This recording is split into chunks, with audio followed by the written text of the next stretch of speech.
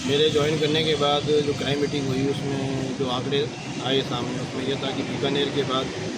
Kotputli Behror number 2 पर है, जहाँ पर राजस्थान में एक्सीडेंट्स में डेथ ज़्यादा हुई, जिस पर सबसे बैठकर विचार विमर्श किया कि इसमें जो कारण है उन कारणों को जो है उनका निवारण किया जाए ताकि एक्सीडेंट्स में कमी लाई जा सके। क्योंकि ये पूरा नेशनल हाईवे है और नेशनल हाईवे के अपने नॉर्म्स होते हैं, उन नॉर्म्स के तहत सबसे पहले तो जो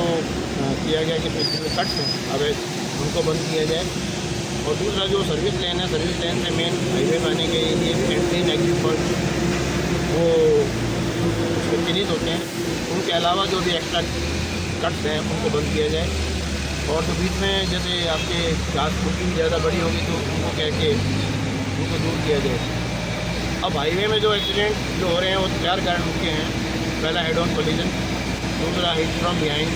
तीसरा रॉन्ग साइड ड्राइविंग, चौथा एनिमल ऑन द रोड। उसके लिए जो 3 कारण हैं, 3 कारणों से सबसे बड़ा कारण है आपका लेन ड्राइविंग ना करना।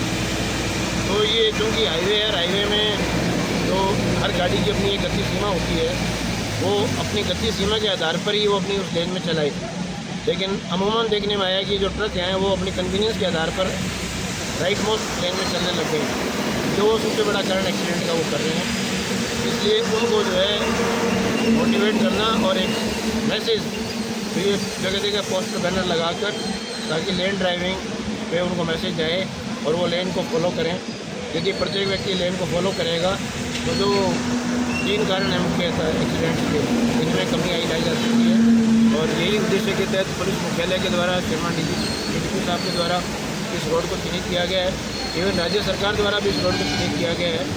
जिसमें integrated intelligent traffic management system और automatic number plate recognition system जो है इसको लागू किया जाएगा, जिसके तहत इस पर 128 जगह कैमरे और सेंसर लगेंगे। तो क्योंकि ये बहुत इंपॉर्टेंट रोड है और दिल्ली जाने वाला एक मुख्य